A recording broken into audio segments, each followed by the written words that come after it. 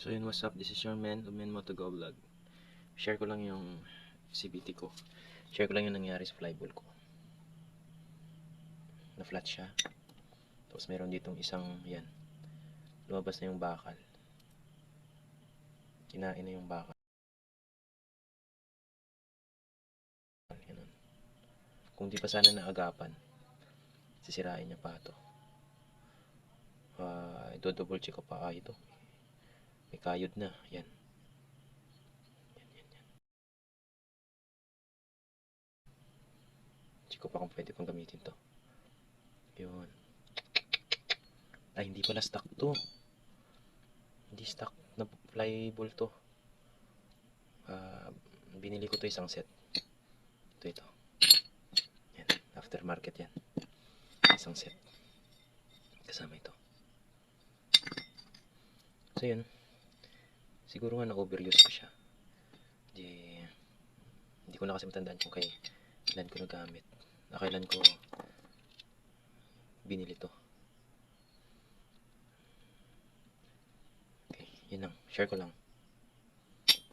One eternity later. So, ito lang yung nakayanan ng budget natin pang repair ng ating CVT na Honda Beat natin. Oil seal, slide piece. Sa Honda ko lahat binili ito. Yun yung part number niya. Yung oil seal, dun sa may drive base sa CVT.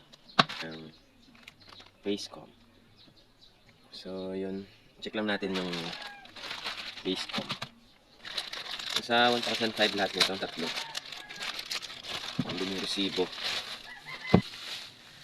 So, ito siya.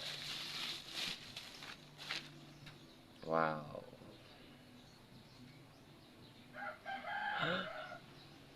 Tama, boy. Kailan ba yan? May tama. Baka kainin ito yung ating belt.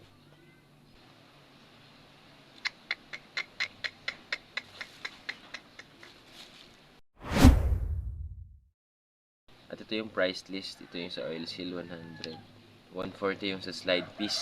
And 765 yung ito, face cap.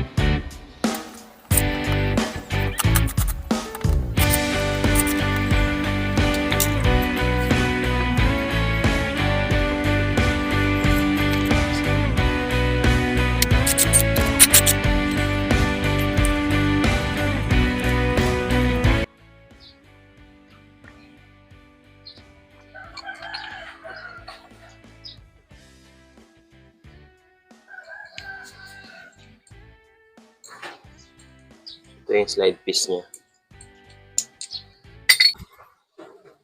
Yung oil seal baka sa susunod na natin i-kabit kasi meron pa tayong trabaho. I-deliver pa tayo, boy. Ayan. Ito yung tama niya. So yun. Ito yung luma natin. Nakita niyo meron siya dito mga kinain na parts. Yan. Siguro yan sa bola. Ito yung original na ipapalit natin. Ito yung bola na pero ito yung bola dito. Just a bit.